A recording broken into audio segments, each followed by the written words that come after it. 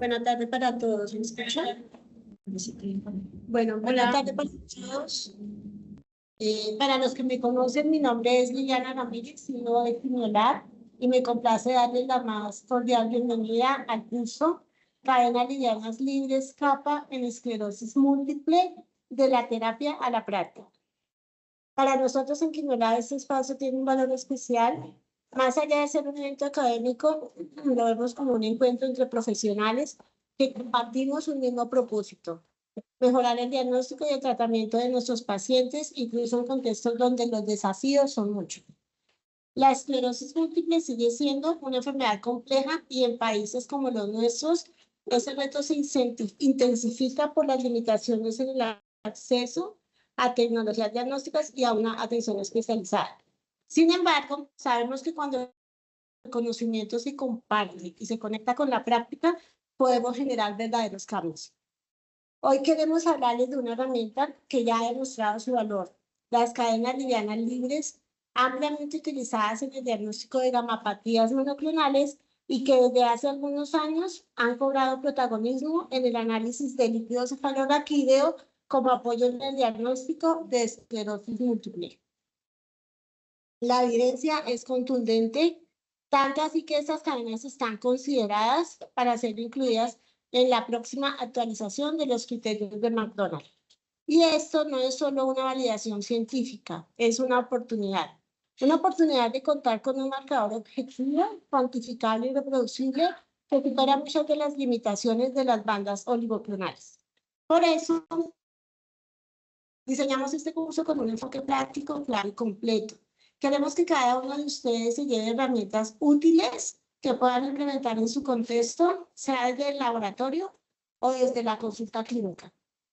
Al finalizar este espacio, esperamos que puedan comprender los fundamentos teóricos y analíticos de las cadenas livianas libres, evaluar su utilidad diagnóstica en esclerosis múltiple, y su ventaja frente a otras pruebas. Y sobre todo, visualizar cómo implementarlas de forma efectiva en su práctica diaria. Gracias por aceptar esta invitación, gracias por su tiempo, por su disposición y por su compromiso con la medicina basada en la evidencia.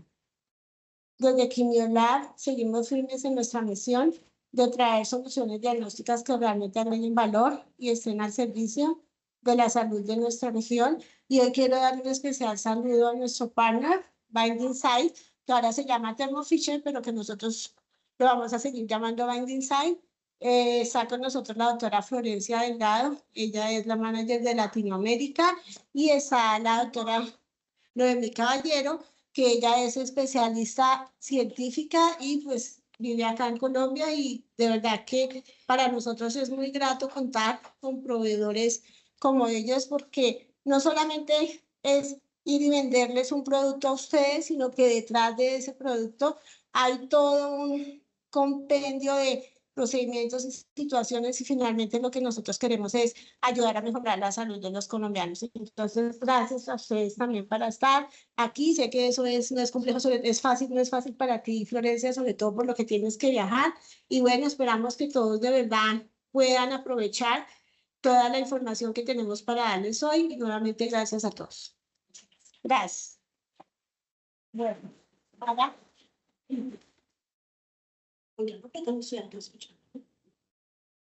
Muy buenas tardes para todos. Rápidamente les voy a hacer mención de la agenda del día de hoy. De 3 a 3 y media vamos a contar con la charla número 1, la introducción a las cadenas livianas libres, fundamentos biológicos y desarrollo histórico del marcador, a cargo de la doctora Florencia Delgado. De 3:30 a 4 de la tarde tendremos la charla número 2, evidencia clínica y comparación con bandas oligoclonales, revisión de datos clínicos, sensibilidad, especificidad y ventajas diagnósticas, a cargo de la doctora Noemí Caballero. De 4 a 4:30 contaremos con un pequeño break. De 4:30 a 5 tendremos la charla número 3, utilidad clínica y actualización de los criterios diagnósticos de esclerosis múltiple, a cargo de la doctora Lisette Certuche. De 5 a 5:30 contaremos con la charla número 4, que se titula Implementación en el laboratorio y aplicaciones prácticas, a cargo del doctor John Murillo. Y a las 5:30 daremos por terminada el evento del día de hoy. Entonces, a continuación, Vamos a tener la charla Introducción a las cadenas livianas libres, Fundamentos biológicos y desarrollo histórico del marcador, a cargo de la doctora Florencia Delgado. La doctora Florencia Delgado es doctora en bioquímica y completó su PhD en la Universidad de Buenos Aires, Argentina, y desde el año 2012 se unió a Binding Site como directora científica para América Latina, brindando apoyo científico y educativo en toda la región. Doctora Florencia, bienvenida. Muchas gracias, Vivian. Voy a aprovechar estos minutos para colocar esto acá, así puedo usar las manos. Bueno, muchísimas gracias. Gracias por la organización, por invitarnos a este espacio educativo y formativo que es muy importante y con muchas actualizaciones, que es lo que siempre nos motiva a nosotros a traer innovación. Y bueno, feliz de poder estar acá, con la gente que está presente acá y con toda la gente que está escuchándonos desde sus países en Latinoamérica. Así que muchísimas gracias. Ya vamos a dar inicio. Ahí estamos. Bueno, gracias. Gracias, Vivian, por la presentación. Gracias, Lili, también por tus palabras amables. Siempre me parecía muy grato para mí estar acá y gracias a todo el equipo de Uniolab y a Noé principalmente que organizó todo. Bueno, sin demorarme más, vamos a dar inicio a la primera charla que, como les comentaba Vivi, tiene que ver con la historia del biomarcador de cadenas livianas libres, de cómo esta determinación ha ido evolucionando en el tiempo y por qué hoy estamos hablando de neurología y de la relevancia de usar este biomarcador también en el campo de la neurología. Así que vamos a iniciar contando un poquito que vamos a hablar de qué son las cadenas livianas libres, de cómo se detectan y se miden estas cadenas livianas en las distintas muestras, el rol que tienen las cadenas livianas libres en gamopatías monoclonales y, por último, cuál es su aplicación en neurología. Iniciamos entonces con qué son las cadenas livianas libres. Hay mucha gente que las conoce y las utiliza a diario, pero cada tanto no está de más un pequeño refresh sobre esto. Este es un esquema muy básico de una inmunoglobulina, como todos la conocemos, formada por dos cadenas pesadas y dos cadenas livianas. Hay distintos isotipos de estas cadenas pesadas, que en definitiva son las cadenas que le dan el nombre a la inmunoglobulina, ¿sí? Si esas cadenas son alfa, va a generar una IgA, si esa cadena es gamma, va a ser un IgG, y así sucesivamente. Cada uno de estos 5 isotipos de cadena pesada se va a combinar solamente con 2 tipos de cadena liviana, o cadena ligera, ¿sí? Kappa o lambda.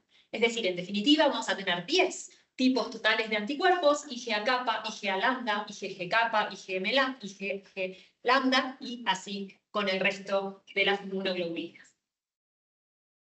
Este es otro esquema bien muy básico de células plasmáticas, que son las células del sistema inmunitario responsables de la producción de las inmunoglobulinas. Y como vemos acá, tenemos el objetivo de estas células es producir y secretar las inmunoglobulinas o los anticuerpos a circulación.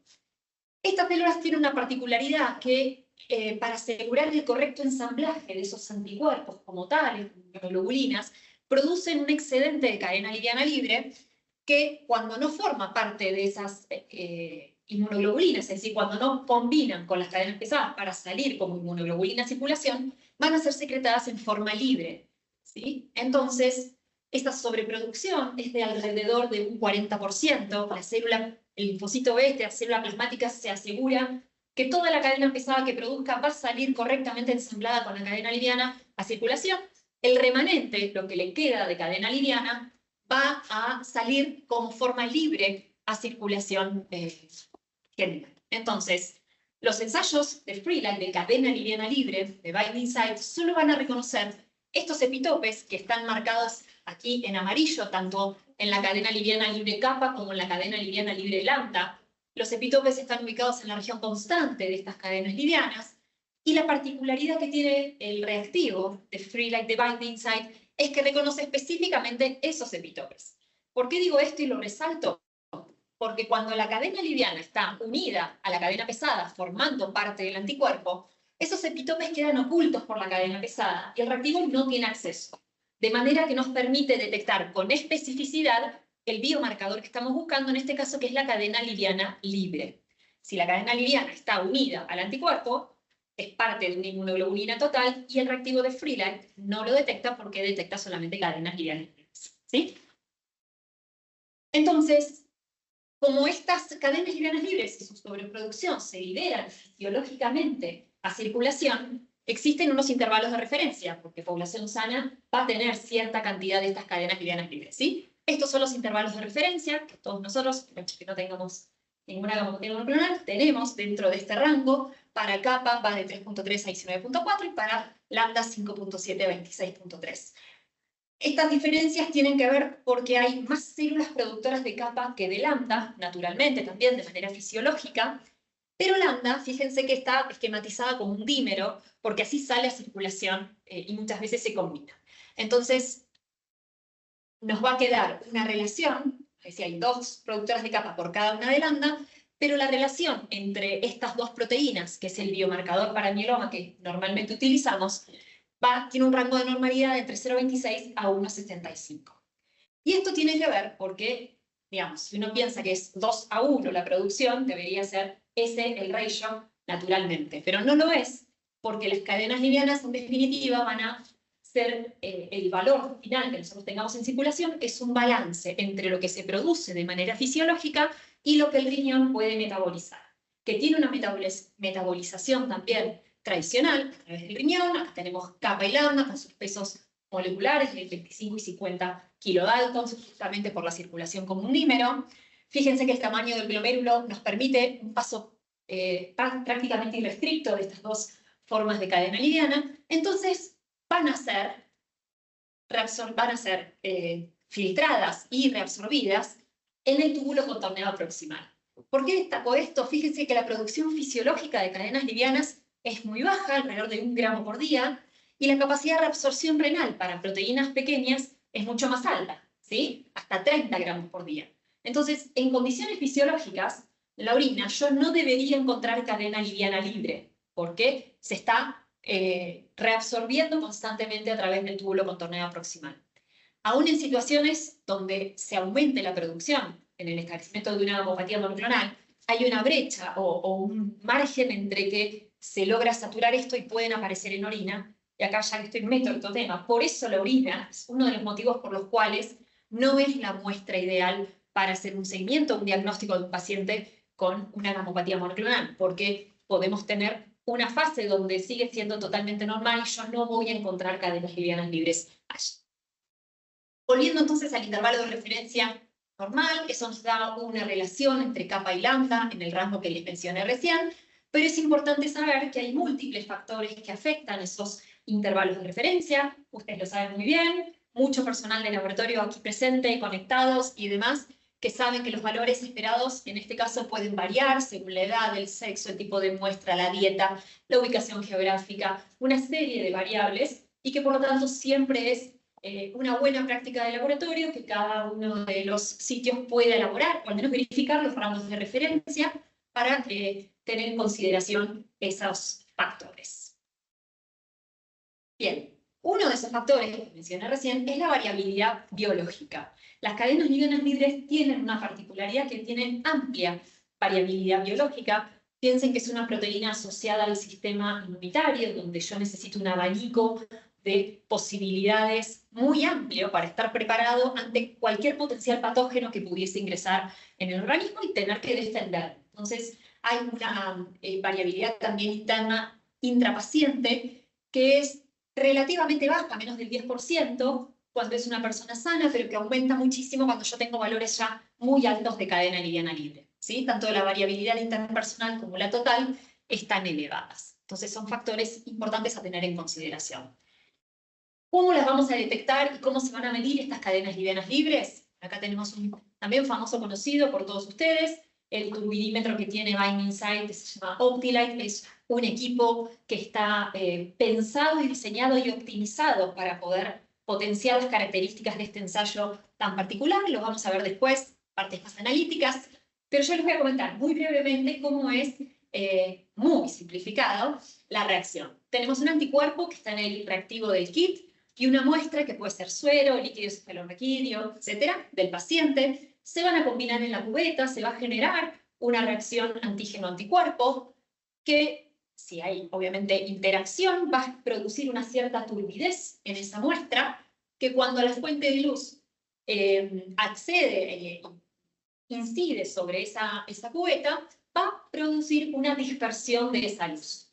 Esa dispersión de la luz va a ser detectada por el detector que tenga el equipo. Si el detector, bueno, cuanto mayor es la cantidad de antígeno, obviamente mayor va a ser la dispersión de la luz. Si el detector está en la misma línea que la fuente que incide en la luz en la cubeta de reacción, voy a medirlo por turbidimetría, mientras que si el detector está desviado de esa fuente inicial de energía que incide sobre la cubeta de reacción, voy a medirlo por nefelometría. Básicamente es lo mismo. Hoy en día la sensibilidad de las dos metodologías es muy similar. Estos ensayos suelen estar potenciados con látex, lo cual aumenta la sensibilidad y hace que yo lo pueda detectar con mucha sensibilidad, además de la especificidad que les conté al principio. Entonces tenemos las células plasmáticas que producen estas cadenas livianas. Recuerden que solamente vamos a estar detectando las formas libres a través de esa interacción con el anticuerpo del KIT, que va a detectar, va a unirse a las superficies expuestas que tienen las cadenas livianas libres y por tanto poder detectarlas. Las vamos a detectar mediante ese cambio en la dispersión de la luz que nos va a producir, o sea, vamos a poder generar una curva de calibración contra calibradores obviamente que tienen cantidades conocidas de esas cadenas livianas, y mediante la curva de calibración yo después voy a poder descubrir la incógnita en la concentración en miligramos por litro de la muestra que estoy colocando del paciente. Esto que parece muy complejo y muy lleno de información es un gráfico que en realidad es muy simpático, porque lo que tenemos acá en el eje Y es las concentraciones de lambda en miligramos por litro, en el eje X las concentraciones de kappa en miligramos por litro, y vamos a ir de menos a más. Estas dos líneas paralelas que cruzan todo el gráfico son los límites en el rango normal, ¿sí? Entre 0,26 y 1,65 del ratio, ¿sí? De la relación kappa-lambda. Todo lo que esté por encima de 1,65 sé que tengo un productor de tipo kappa y va a ser una muestra del paciente. Todos estos puntitos son muestras individuales de pacientes, una muestra del paciente que va a caer en algún sitio de eso. Entonces, visualmente yo ya sé que tengo una alteración de la relación kappa-lambda a expensas de un productor de tipo kappa. Todo lo que esté por debajo de 0,26, que es toda esta línea, me va a demostrar un productor de tipo lambda. Fíjense que los triangulitos en azul corresponden a mielomas de cadena liviana tipo lambda, los cuadraditos negros son mielomas de cadena liviana de tipo kappa. Pero ¿qué pasa? Vamos a ir un pasito más allá. Tengo dos líneas paralelas en el sentido horizontal que me están determinando el rango inferior y superior del intervalo normal de lambda libre en suero. Y lo mismo en este vertical. Todo esto es el rango normal para kappa libre en suero, ¿sí? Entonces, supongamos que yo tengo una muestra de pacientes que cae en este sector, tengo rango normal kappa sobre lambda, valores de kappa normal, valores de lambda normal. Si miramos sector 1, kappa normal, lambda normal, bueno, es un suero normal, ahí no tengo nada raro que ver. Pero si me caigo, por ejemplo, en 15 en la muestra de mi paciente, de que tengo un ratio alterado, ya una expensas de kappa que está aumentado con lambda dentro del rango normal. Entonces, claramente, si tengo el 15, tengo kappa aumentado, lambda normal y algunas de las interpretaciones posibles. ¿Por qué este sector está acá? Bueno, porque yo puedo tener también el ratio alterado, kappa aumentado y lambda también aumentado. Si el paciente tiene una infección al mismo tiempo, cursa con alguna otra alteración que no sea monoclonal, bueno, las inmunoglobulinas van a aumentar todas como respuesta policlonal ante esa infección, que también es muy común en el paciente con mieloma. Entonces, bueno, de alguna manera, esta es la forma de interpretar la medición de las cadenas livianas libres que vamos a hacer mediante turbidimetría. Algunas de las ventajas de las metodologías que me permite la rapidez son ensayos que tienden a ser muy rápidos, entre 5 y 10 minutos, un alto rendimiento, hay gran cantidad de muestras que pueden ser procesadas en una misma corrida, está totalmente automatizado, con lo cual disminuye la probabilidad de error humano, y estos analizadores están diseñados para pipetear muy baja cantidad, con lo cual también hace que sean muy precisos. Acá voy a incorporar un bonus track que nos pareció interesante mencionar. Yo vengo haciendo hincapié desde el inicio de la charla en que el ensayo de Freelight de cadenas livianas libres detecta el epitope de la cadena liviana libre cuando está expuesto, solo la forma libre y demás. Pero hay otro ensayo que detecta cadena liviana total, Es decir, la cadena liviana libre y la cadena liviana unida IgG, unida IgA, unida IgM, unida, y así sucesivamente.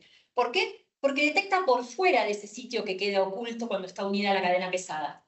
Entonces no discrimina, no es específico para las formas libres de las cadenas livianas. Y por eso detecta todo tipo de cadena. Ahora bien, medir capa en este sentido es medir la mitad de los anticuerpos, ¿sí? Porque estoy midiendo capa unido a todo lo que tengo. Muy distinto a medir solamente la cadena liviana libre que yo tengo interés en medir. Algunos puntos importantes, esto se va a medir en gramos por litro porque estoy midiendo anticuerpos, básicamente la mitad de los anticuerpos, mientras que las cadenas livianas libres se miden en miligramos por litro. Algunos puntos importantes de cómo identificar estas diferencias. Bueno, primero el nombre. Uno se llama cadena liviana libre, el otro se llama cadena liviana total. ¿Cuál es el problema? Es que muchas veces se solicitan cadena liviana, sin especificar. Entonces, ahí al laboratorio, le llega un problema, una disyuntiva de cómo resolver ese pedido. Otro de los puntos importantes es chequear las unidades. Como les decía, si mido anticuerpos, gramos por litro, si mido cadena liviana libre, miligramos por litro. Y chequear los rangos de referencia. Es otro parámetro que nos va a permitir entender dónde estamos parados y qué estamos midiendo realmente. Bien, ahora vamos a ver cuál fue históricamente el rol de las cadenas livianas libres dentro de las gamopatías monoclonales. Saben que desde hace más de 20, 25 años se utiliza como un biomarcador para mieloma, y esto es porque tanto la gamopatía monoclonal de significado incierto, que es el estadio premaligno, como el mieloma sintomático, como el mieloma múltiple, son todos estadios donde hay producción de proteína monoclonal. Esa producción de proteína monoclonal puede ser una inmunoglobulina intacta monoclonal, puede ser una cadena liviana libre monoclonal o una combinación de ambas. También la amiloidosis, pero bueno, vamos a focalizarnos hoy en una sola cosa para poder llegar a hablar de esclerosis múltiple, que es lo que queremos. En una situación normal, donde tengo células plasmáticas policlonales, hay un repertorio muy amplio de anticuerpos y de cadena liviana libre, porque siempre van asociadas juntas en su producción. Cuando yo tengo el desarrollo de una gamopatía monoclonal, una sola de esas células plasmáticas se vuelve tumoral, crece de manera descontrolada, y lo que va a generar obviamente es una producción masiva de un solo tipo de proteína monoclonal, que como les decía, puede ser una combinación de inmunoglobulinas intactas solamente o junto con cadena liviana libre.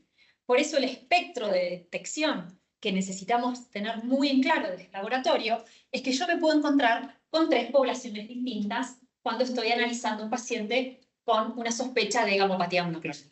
La mayoría de los pacientes va a producir ambas proteínas monoclonales. Vamos a poner el ejemplo más típico, una IgG capa con capa libre, mientras que 10% solamente va a producir la inmunoglobulina intacta monoclonal y un 20% va a producir solo la cadena liviana libre monoclonal. De aquí que las guías sugieran la combinación de la electroforesis de proteínas en suero y de las cadenas livianas libres para lograr la detección del 100% de los pacientes, ¿sí? Ambas combinaciones de pruebas nos van a permitir cubrir cualquier posibilidad. Esta es la ruta del paciente con mieloma, simplemente para mostrarle que desde el diagnóstico, incluso desde la fase sintomática, todos los pacientes ya tienen producción de proteína monoclonal, excepto que sea un no secretor, pero bueno, son un porcentaje muy bajo, lo voy a poder utilizar a lo largo de la ruta del paciente. Y por último, voy a dejar de hablar para pasar a la siguiente charla, que es la más interesante, vamos a introducir por qué este biomarcador tiene su aplicación en neurología. Como vimos, las células plasmáticas son un componente importante del sistema inmunitario, pueden sintetizar anticuerpos, que es lo que hacen. Cuando se ubican en el espacio intratecal, en el líquido cefalorraquídeo, van a producir estos anticuerpos allí, y esto es un sello distintivo de la actividad inmunitaria mediada por células B, que se va a observar en diversas afecciones neuroinflamatorias, como por ejemplo la esclerosis múltiple. Esas linfocitos B en ese espacio van a producir IgG y van a producir cadenas livianas libres, que históricamente estas IgG son detectadas por la técnica más tradicional, que es las bandas oligoclonales, mientras que desde hace unos años a esta parte, en realidad hace muchos años, como en los 70 son las primeras publicaciones en la intención de detectar esas cadenas livianas libres en líquido cefalorraquídeo, pero hoy con estas técnicas automatizadas favorece mucho la evaluación y podemos detectar estas cadenas livianas libres en este espacio intratecal, que es una demostración de que hay esa actividad en ese espacio y vamos a poder ubicarlas y asociarlas entonces, cuando no hay otros hallazgos atípicos del líquido cefalorraquídeo, apoyar el diagnóstico de esclerosis múltiple. Entonces, en el contexto clínico adecuado, la evidencia de esta síntesis intratecal, aunque no va a ser específica de la esclerosis múltiple, sí respalda el diagnóstico, y las nuevas guías de la Sociedad Europea de Esclerosis Múltiple y otras guías que han hecho eco de estas recomendaciones, ya en su sesión de octubre del año pasado, ya mencionan la importancia de incorporar el índice kappa, que es de lo que vamos a hablar ahora, dentro de este análisis para poder apoyar de una manera diferencial el diagnóstico de la esclerosis. Entonces, como resumen, cuando se producen inmunoglobulinas intactas, se producen cadenas livianas libres y las podemos detectar de una manera muy específica, muy precisa, con mucha sensibilidad, y nos van a ayudar en el diagnóstico de distintas patologías. Y en el día de hoy vamos a profundizar cómo esa detección nos puede ayudar en el campo de la neurología, específicamente en el diagnóstico de la esclerosis múltiple. Así que por mi lado les agradezco mucho la atención y vamos a pasar a la siguiente. Muchas gracias.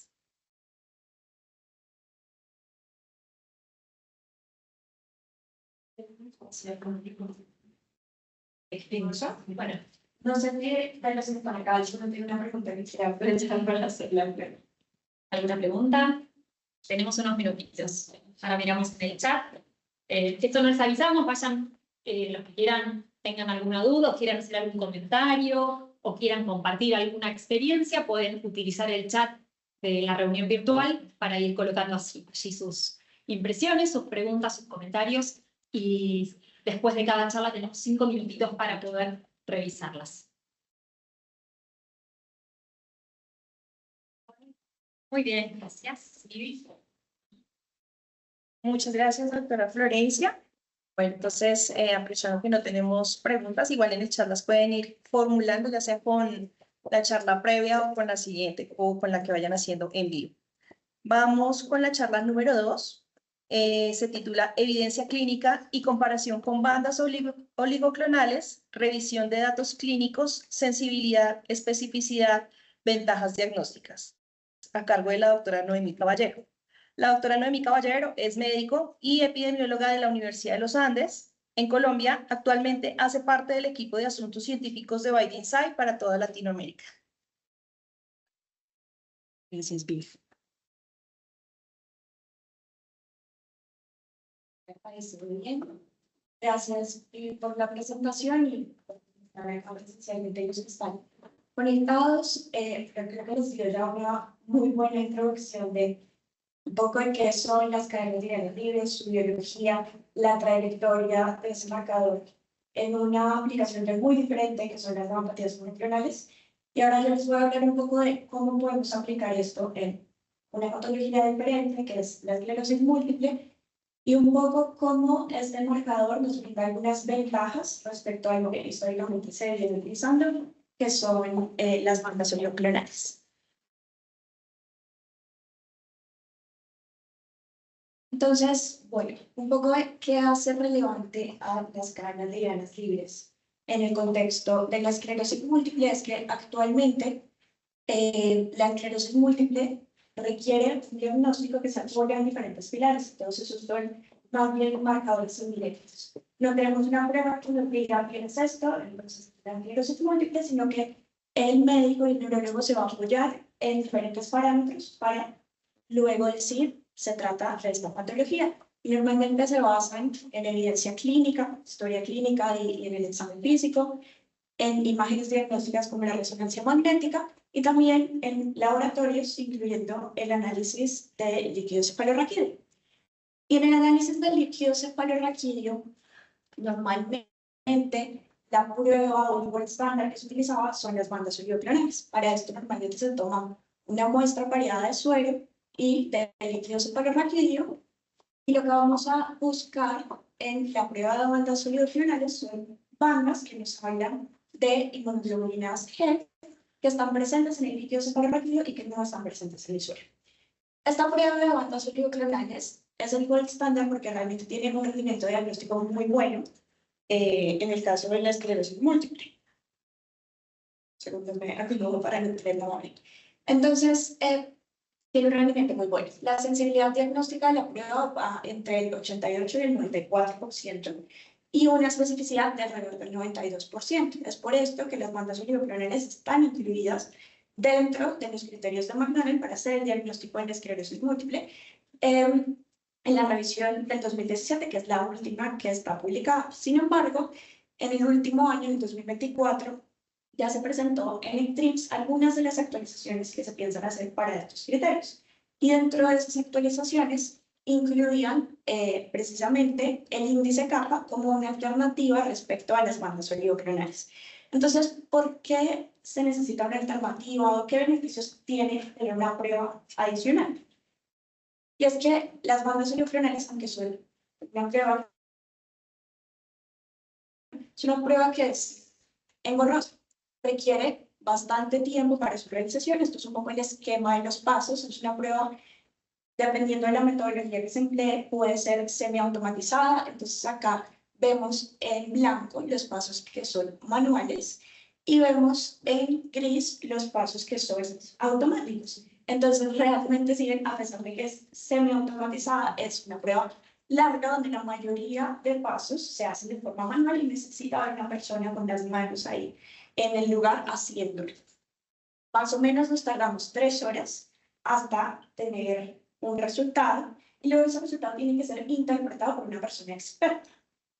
Y ahí es donde viene otro de las limitaciones. Entonces, esto es un poco de lo que vemos cuando se hace la prueba de bandas oligoclonales. Tenemos acá, como se ve normalmente, vamos a tener una muestra variada de líquido cefalorraquídeo y de suero. Y la idea es que vamos a identificar bandas que están presentes en el líquido cefalorraquídeo y no en el suero.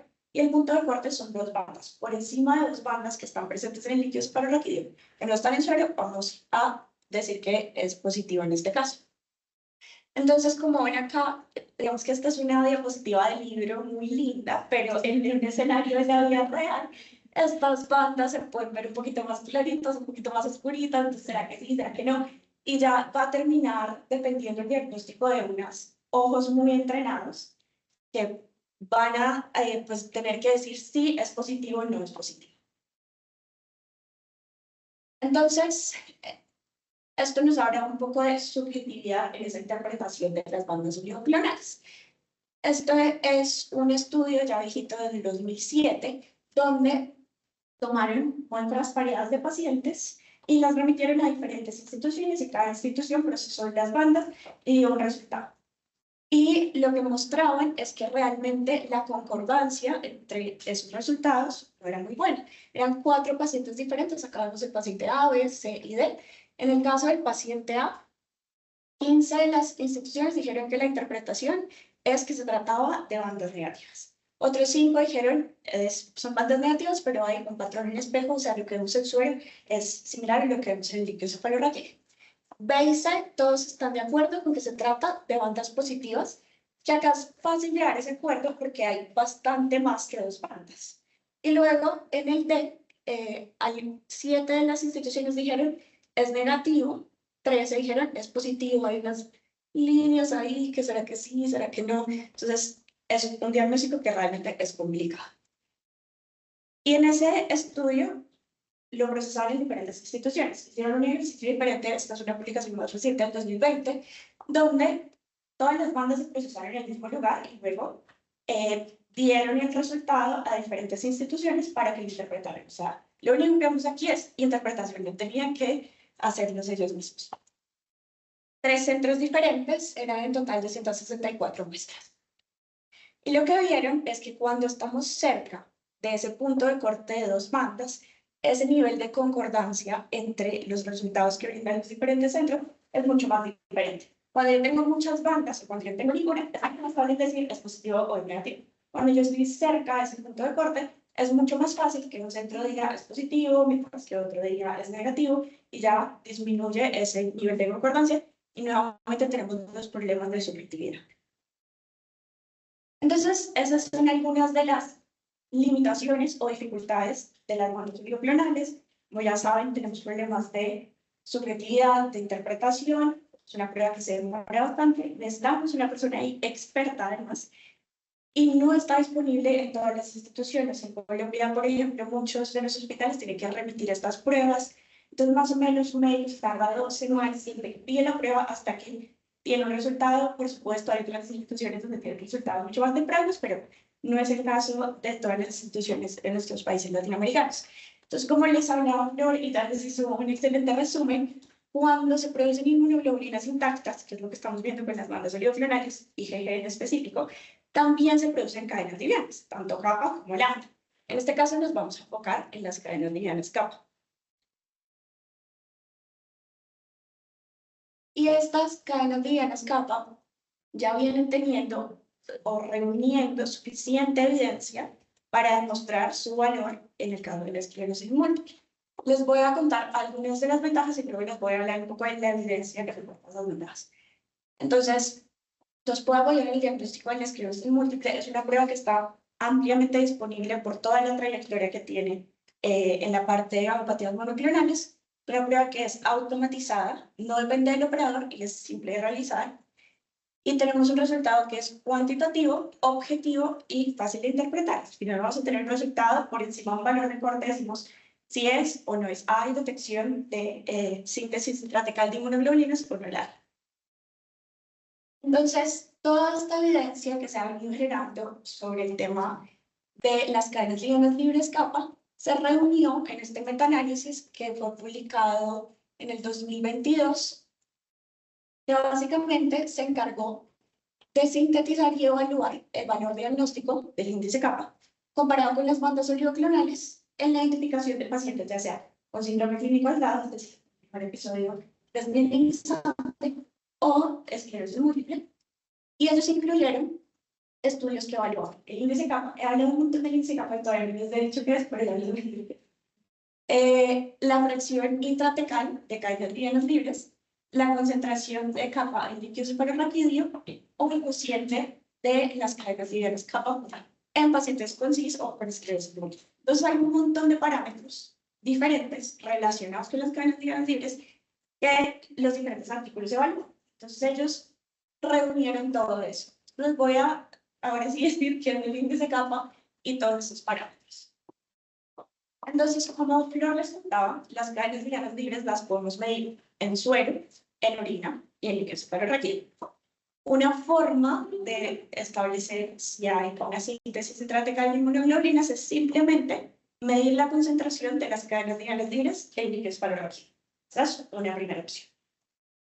Una segunda opción que hacen algunas otras publicaciones es calcular el cociente de cadenas livianas libres. Y ahí lo que hacen es tomar una muestra de suero, una muestra de líquido suprarraquídeo y miden cadenas livianas libres y hacen una división entre cuánto les da en el líquido suprarraquídeo y cuánto les da en el suero. Entonces, ese es un siguiente parámetro diferente que se llama el cociente de cadenas livianas libres. Luego viene el tercer parámetro, que es el que tiene más cantidad de evidencia alrededor. Básicamente es el que más se han utilizado en las diferentes publicaciones. No les voy a decir uno es mejor que otro, simplemente la mayoría de publicaciones se enfocan en el índice kappa. Ya les explico por qué lo hacen, pero es un poco eso. Entonces, en el índice kappa, para calcularlo, vamos a presentar una muestra de suero y una muestra de líquido suprarraquídeo, igual que como si hiciéramos bandas oligoclonales. En cada muestra vamos a medir albúmina y cadenas livianas libres kappa. Entonces, yo voy a tener el líquido suprarraquídeo, albúmina, cadenas livianas libres kappa, el suero, albúmina y cadenas livianas libres. Y yo voy a hacer una relación. Entonces, en el numerador voy a tener el mismo cociente de cadenas livianas libres. Entonces, kappa, el líquido suprarraquídeo, sobre kappa suero. Y esto lo voy a dividir entre albúmina, líquido suprarraquídeo y albúmina suero.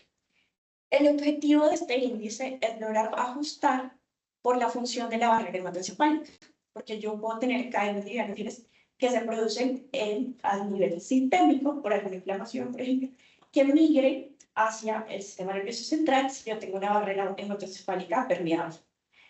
Y puedo tener resultados, digamos que erróneamente aumentados en el líquido suprarraquídeo, no porque haya una síntesis directamente del sistema nervioso central, sino porque está migrando porque tengo una barrera permeable. Entonces, la idea del índice kappa es poder ajustar por esa función de la barrera hematoencefálica y poder detectar realmente una síntesis que ocurre de forma intratecal y no unos valores elevados por una migración de las cadenas desde el suelo. Hay otros parámetros, otro parámetro que es la fracción intratecal. Entonces, básicamente, la fracción intratecal va a ajustar también por la función de la barrera hematoencefálica y hay diferentes fórmulas para calcular la fracción intratecal. Y básicamente estas diferentes fórmulas se deben a que no todas las proteínas migran de la misma forma a través de la barrera hematoencefálica. Es un poco para ajustar por esa migración de las proteínas a través de la barrera hematoencefálica. Entonces, ya les voy a mostrar los resultados del metaanálisis, pero la mayoría de los estudios, ellos incluyeron estudios de cualquiera de estos parámetros. Cualquier estudio que midiera cadenas libres capa, no importa cuál de todos los parámetros se evaluaran, la mayoría de los estudios se concentran en el índice. Entonces, esto es un poco de los resultados y el diagrama de identificación de los estudios. En total, identificaron 234 publicaciones. Solo incluyeron datos publicados. Después de eliminar duplicados, les quedaron 101 estudios. A esos 101 le hicieron el screening de títulos y abstracts, y eso les dejó 66 estudios que evaluaron por completo. De esos 66 estudios, después de utilizar sus criterios de elegibilidad, les quedaron 38 estudios que ya se incluyeron como tarea de metaanálisis. Entonces, estos 38 estudios medían alguno de los parámetros. De esos 32, o sea, la mayoría, medían el índice capa. 13 utilizaban la fracción intratecal con cualquiera de las fórmulas disponibles. 10 evaluaban únicamente la concentración de capa en líquido cefalorraquídeo y 3 el cociente de capa en líquido cefalorraquídeo y suero. Entonces, un poco de todas las opciones disponibles que hay. Entonces, este es el resumen de la evidencia que hay disponible hasta ese momento para el índice capa. Entonces, se incluyeron en total 32 estudios que abordaron esa precisión diagnóstica o el rendimiento diagnóstico del índice para discriminar controles de pacientes con síndrome clínico aislado o esclerosis múltiple. Reuniendo todos los pacientes de estos 32 estudios, en total hay 3.300 pacientes y casi 6.000 controles. Y ellos compararon entonces el rendimiento diagnóstico del índice capa respecto a las bandas oligoclonales. Y encontraron entonces que, acá están un poco, perdón que me pongo en la mitad, pero un poco los datos de sensibilidad, entonces del índice capa varió entre 52 y 100% de los diferentes estudios, con una media ponderada del 88%, mientras que de las bandas oligoclonales tenemos entre 37 y 100%, con un promedio ponderado del 85%. O sea, encontraron que hay una diferencia de 2%, un poquitico más sensible el índice capa respecto a las bandas oligoclonales. Y en especificidad, encontraron una especificidad que varía entre 69 y 100%, con un promedio de 89%, y para las bandas entre 74 y 100%, con un promedio de 92%, o sea, un poco por debajo de las bandas oligoclonales. Realmente, la conclusión importante acá es que luego, cuando hacen el modelo como que ya resume toda esta evidencia, no hay diferencias estadísticamente significativas entre las bandas oligoclonales y el índice capa en cuanto al rendimiento diagnóstico. O sea, tienen la misma utilidad a la hora de discriminar controles de pacientes con síndrome clínico aislado o esclerosis múltiple. Acá ven que hay mucha variabilidad, o sea, los rangos son muy amplios, precisamente porque las poblaciones y los criterios de elegibilidad entre las diferentes publicaciones pues son heterogéneas. Entonces nos habla un poco de esa variabilidad. Y un punto importante acá es que los diferentes estudios utilizan valores de corte que son diferentes entre sí. Entonces, esos valores de corte para discriminar controles de pacientes con síndrome clínico aislado o esclerosis múltiple variaron en los diferentes estudios entre 2.4 y 20. Y ellos un promedio ponderado de 6.1 en el metaanálisis. Y esa variabilidad del punto de corte depende un poco de cómo el laboratorio implementa la prueba del resolupido y el objetivo de la pregunta clínica que el laboratorio quiere contestar a la hora de implementar la prueba. Por eso, si quiere priorizar sensibilidad o especificidad, va a utilizar un punto de corte más arriba o más abajo, por eso hay tanta variabilidad. Entonces, esto nuevamente son los datos, pero ahora cuando evalúan fracción intratecal, que es otro de los parámetros, acá únicamente se incluían 3 estudios. Como ven, también son muy similares los resultados de rendimiento de la prueba respecto a las normas subregionales. Acá es cuando usan solo la concentración de kappa en el líquido suprarraquídeo, solo 10 de los estudios lo evaluaban y ven nuevamente, no hay muchas diferencias. Y estas son algunas conclusiones de los autores.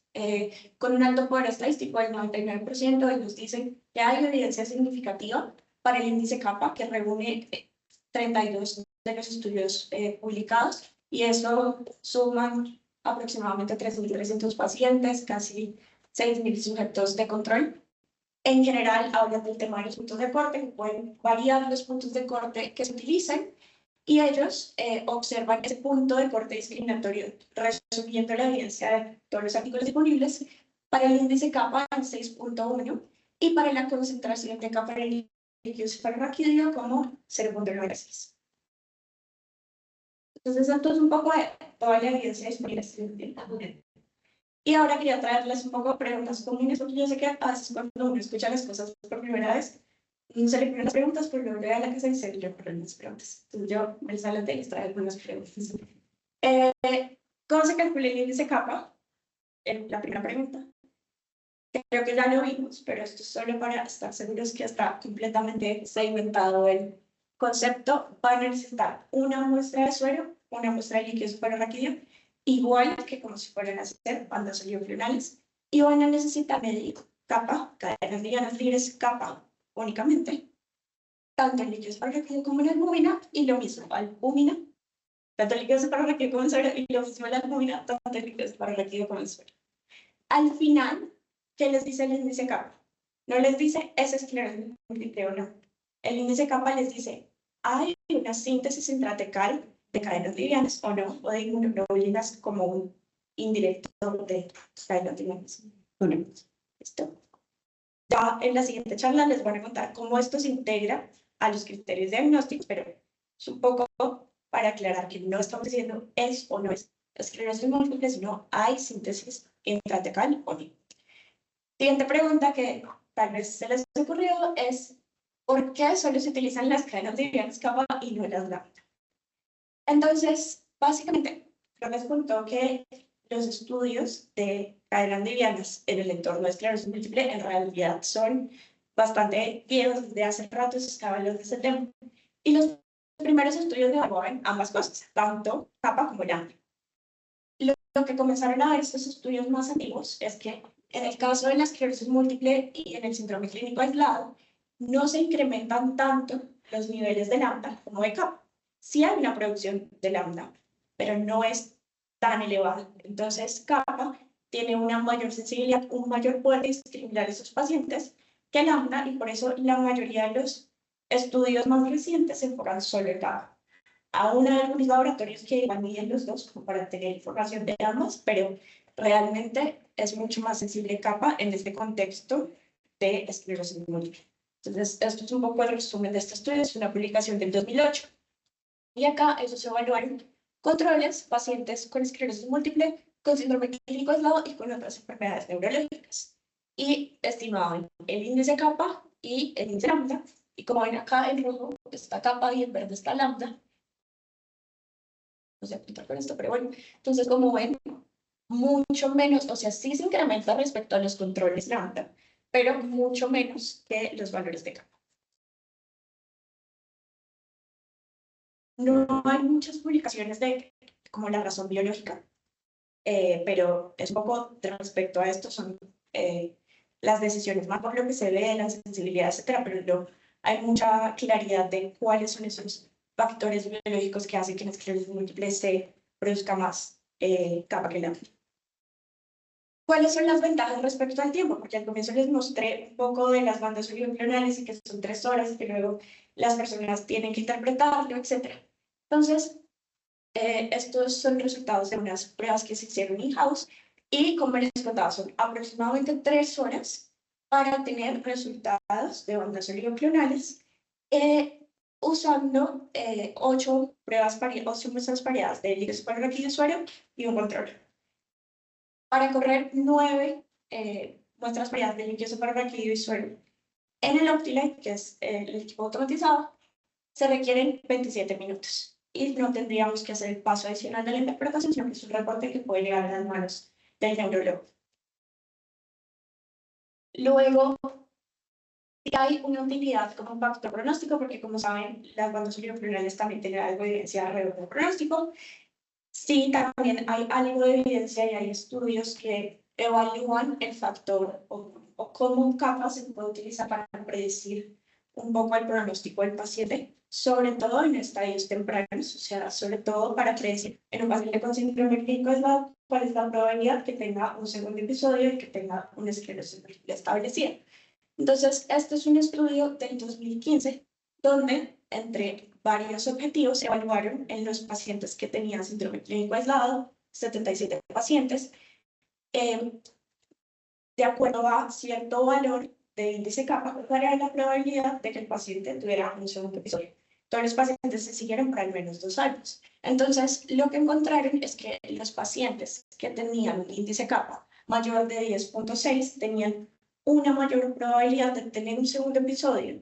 Esa mayor probabilidad era de 7 veces más probabilidad de tener un segundo episodio, y en promedio ese segundo episodio ocurría alrededor de 19 meses después del episodio inicial. Entonces, hay algo de evidencia. Este es un estudio del 2015, hay algunos estudios más recientes, y sobre todo ese poder o valor pronóstico se enfoca en la parte temprana. Luego, hay algún beneficio en los pacientes con bandas cerebrovasculares negativas. Hay algunos pacientes con esclerosis múltiple que pueden tener bandas cerebrovasculares negativas. Esto se basa en la misma publicación del metaanálisis que les mostré antes. En 3 de estos estudios, además de evaluar el rendimiento diagnóstico en general, evaluaban la sensibilidad del índice kappa medido con Freelite en pacientes con esclerosis múltiple con bandas cerebrovasculares negativas. Y encontramos que la sensibilidad en estos estudios variaba entre el 25 y 54%, con un promedio de 31%. O sea, más o menos vamos a tener que 3 de cada 10 pacientes que tienen bandas cerebrovasculares negativas y que tienen esclerosis múltiple se pueden detectar con el índice kappa. Otra pregunta que tal vez tienen es, ¿qué debemos tener en cuenta sobre la estabilidad y condiciones preanalíticas? Obviamente pueden tener un poco más de información sobre cómo hacer la prueba, etc. Yo ya también en la siguiente charla les voy a hablar. Y pues tienen toda la información del INSARCO, pero también hay algunas publicaciones que evaluaron esto. ¿Qué pasa si yo, por ejemplo, guardo las muestras durante algunos días y luego las proceso? ¿Qué pasa si la muestra de líquido superrápido está contaminada con sangre? ¿Qué pasa si cambio el tipo de tubo que uso? Entonces, esto es un estudio que se publicó en el 2020, donde ellos tenían como objetivo investigar, tenían 2 objetivos. Uno, investigar el efecto de los tratamientos inmunomoduladores en la concentración de kappa y el impacto de los parámetros preventivos. Midieron muestras de 107 pacientes y analizaron el líquido superrápido y el suero de pacientes que se habían sometido a punción lumbar de rutina entre 2018 y 2019, o sea, eran muestras que tenían antiguas. Y entonces, entre los parámetros analíticos que evaluaron fue, 1, el tiempo de almacenamiento de la muestra, 2, en qué tipo de tubo se tomó la muestra, si era un tubo de ECTA o un tubo de suero, y qué pasaba si se contaminaba la muestra de líquido superrápido con sangre. Y lo que determinaron es que realmente las condiciones preanalíticas que ellos evaluaron no influyeron significativamente en las concentraciones de kappa en líquido superrápido. Entonces aquí están cada uno de los parámetros acá. Entonces, en la primera parte vemos kappa en suero, cuando lo tomaban en un tubo de suero versus un tubo ECTA, muy similares. Luego también cuando las mantenían a temperatura ambiente por 14 días versus si las mantenían a 4 grados por esos 14 días, muy similar. nuestra recomendación es que sigan las recomendaciones del Inserta, pero bueno, ellos quisieron explorar algunas cosas. Luego también, lo mismo, esto es en suelo, capa en suelo y capa en líquido cefalorraquídeo. También igual. Y capa en líquido cefalorraquídeo cuando a las muestras de líquido cefalorraquídeo le añadían sangre. Entonces, a diferentes concentraciones de eritrocitos, nuevamente se mantiene estable. Entonces, realmente las condiciones preanalíticas no afectan significativamente los resultados de la prueba. Nuevamente, el disclaimer, nuestras recomendaciones que sigan las instrucciones del inserto. Otra pregunta que pueden tener es el efecto de la función renal, precisamente por lo que les comentaba Flor de todo el metabolismo renal de las cadenas livianas libres y porque sí es un factor a tener en cuenta en las neuropatías monoclonales. En el caso de las cadenas livianas libres en el líquido cefalorraquídeo, este es un estudio que se publicó este año, es bastante reciente, y ellos querían evaluar si el deterioro de la función renal afectaba la concentración en líquido cefalorraquídeo y si afectaba el índice. Utilizaron muestras variadas de 129 pacientes y lo que identificaron es que realmente la concentración de capa en líquido cefalorraquídeo no se ve afectada directamente por la función renal y además el índice va a terminar ajustando por eso.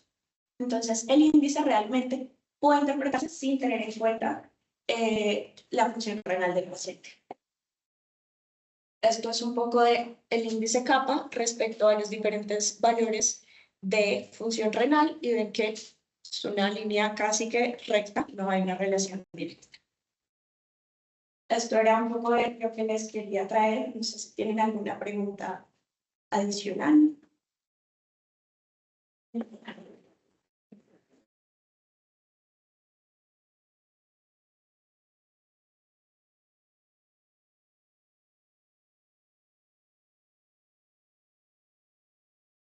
Bueno, estamos. La pregunta es, Entonces, la primera pregunta es, ¿podría aclararme los motivos por los que se obtuvieron valores de corte tan discordantes en los índices de los diferentes estudios? Todos se realizaron en el óptila, es la pregunta. Entonces, voy a responder a cada una pregunta. En la primera pregunta, ¿por qué se tienen valores tan discordantes? Realmente los estudios incluidos en el metaanálisis son diferentes entre sí. Tienen diferentes criterios de elegibilidad, tienen poblaciones diferentes, en ocasiones usan controles diferentes. Entonces, en algunos estudios, los controles pueden ser pacientes sanos, en otros, pacientes con otras patologías neuroinflamatorias, otros, por ejemplo, los controles incluyen neuroinfecciones, etc. Entonces, todo esto hace que haya variabilidad entre los estudios y entre los puntos de corte que se establecen. Además, los laboratorios en ocasiones va a depender de cómo empleen la prueba. Entonces, si ellos quieren usarlo para distinguir esclerosis múltiple de otras patologías neuroinflamatorias, o si quieren utilizarlo para poder identificar cualquier síntesis lateral de hemoglobinas que puede ocurrir por diferentes patologías. Entonces, según eso, va a variar si quieren priorizar su sensibilidad o su especificidad, y por eso también varía el punto de corte que ellos establecen. Entonces, algunos laboratorios optan por utilizar puntos de corte que se refieren en la literatura y verificar si se pueden aplicar en sus poblaciones. Otros lo que hacen es, a partir de las poblaciones que tienen, determinar sus propios puntos de corte. La siguiente pregunta es si todos los estudios se realizaron en el OptiLife. No todos los estudios se realizaron en el OptiLife. En este metaanálisis, ellos además, en el material suplementario, hacen un análisis de si hay diferencias en los resultados de las cadenas libres kappa cuando se utilizan o se estiman esos valores en las diferentes plataformas. Y la conclusión del metaanálisis es que realmente en este escenario de esclerosis múltiple no hay diferencias entre las plataformas. Luego, hay otra pregunta.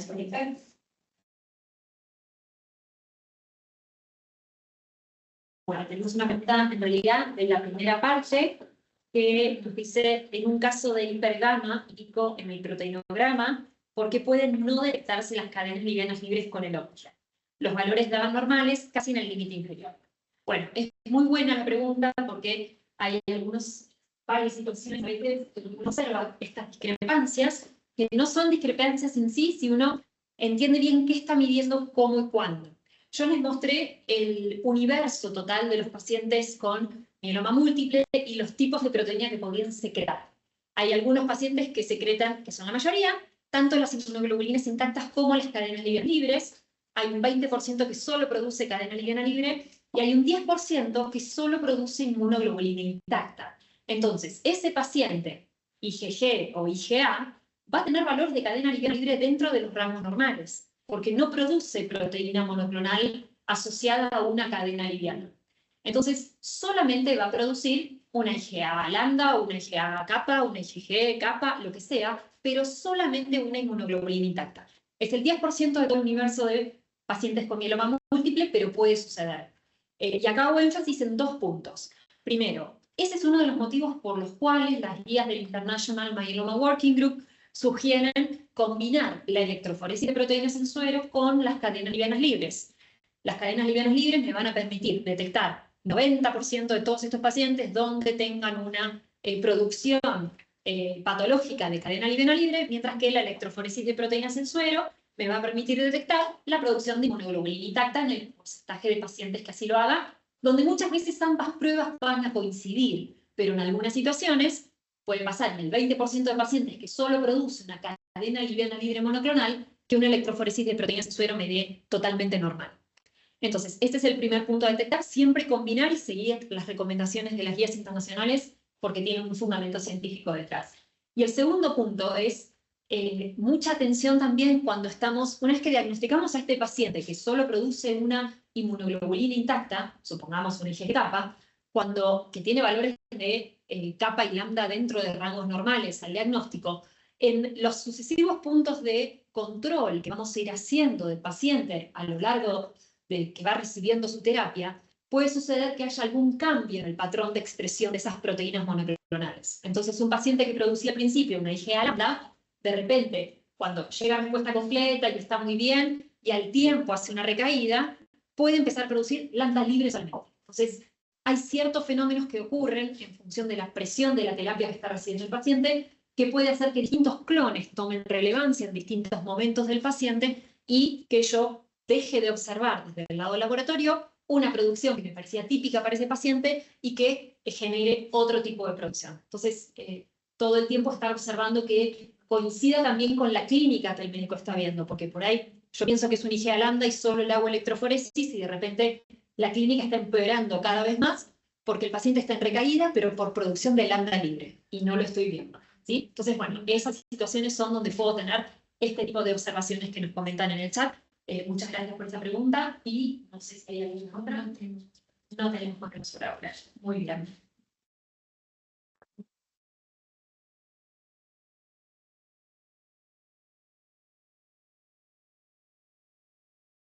Bueno, muchas gracias a la doctora Noemí. Bueno, nuevamente, buenas tardes. Vamos a continuar con la segunda sesión. A continuación, vamos a tener nuestra charla número 3, que se titula Utilidad clínica y actualización de los criterios diagnósticos de esclerosis múltiple, a cargo de la doctora Lisette Certuche. La doctora Lisette Certuche Ortuño es neuróloga, egresada del Instituto Nacional de Neurología en México, con un posgrado en esclerosis múltiple y neuroinmunología en el Instituto Nacional de Ciencias Médicas y Nutrición. Actualmente es la encargada de la Clínica de Enfermedades Desmielinizantes del Centro Médico Normal de la Ciudad de México. Doctora Lisette, ya puede compartir su pantalla. Muchísimas gracias por la invitación. Pues yo soy neuróloga. En realidad a mí como que la parte más clínica es lo que más me apasiona y más me interesa, justo en los nuevos criterios de ECTRIMS que salieron el año pasado. Creo que todo el Congreso estaba enfocado en los nuevos criterios, en qué va a haber de cambios, porque tuvimos muchos cambios con los criterios del 2017, que sí, o sea, movieron un poquito cómo tratamos la esclerosis múltiple, pero estos cambios en los criterios del 2024 fueron exponenciales a todas las novedades, los cambios en el diagnóstico, facilitar el diagnóstico cuando tenemos pacientes con RIS, con CIS. Entonces, lo que se viene para cuando ya salgan estos criterios creo que es mucho más interesante.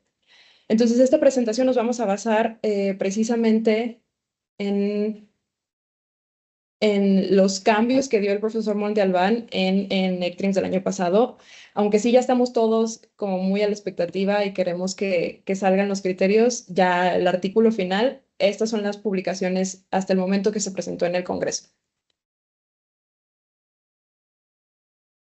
Entonces aquí precisamente cuando se reunieron, lo que menciona el profesor Montalbán es que van a incorporar las cadenas livianas libres capa como herramientas en el diagnóstico de esclerosis múltiple. Todavía no está completamente escrito, pero ya tenemos como mucha de la información que se presentó. Entonces, ¿qué hicieron para la actualización de los criterios del 2017? Dijeron, bueno, vamos a proponer un comité para revisar los mismos, formaron el grupo, hicieron varias revisiones del 2022 al 2023.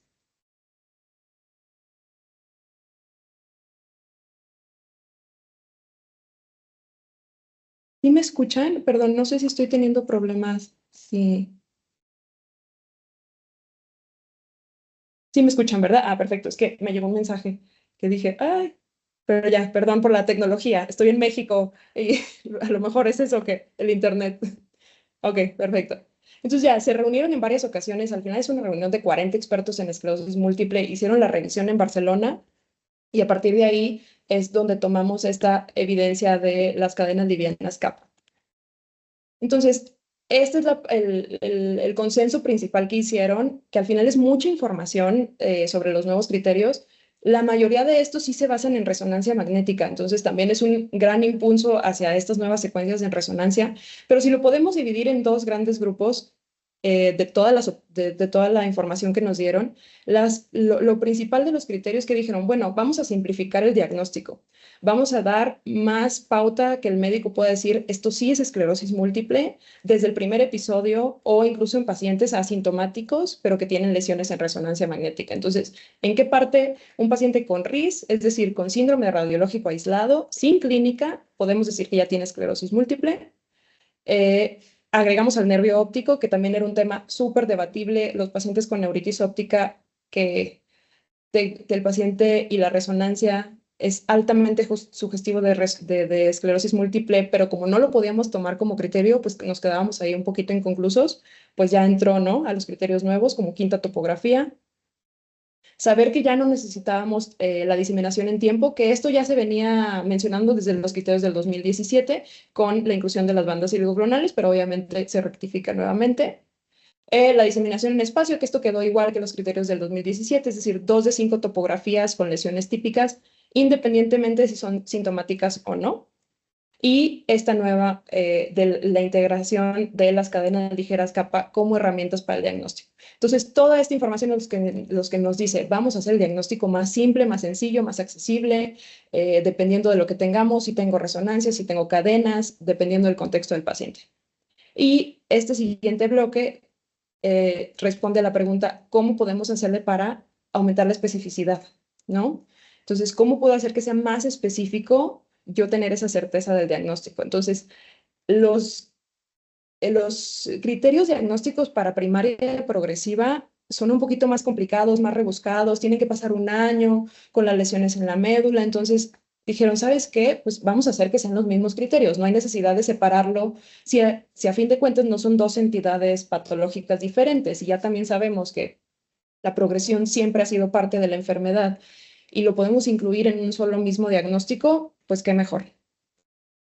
Obviamente, para pacientes mayores de 50 años, que sabemos que sí se puede establecer el diagnóstico de esclerosis múltiple, pero sí somos un poco más estrictos en decir, estamos corroborando que no tiene lesiones vasculares, que no tiene un trastorno vascular, cefalea, migraña, o sea, algo que nos explique las lesiones que podamos ver en resonancia, pero para nosotros poder decir que tiene esclerosis múltiple.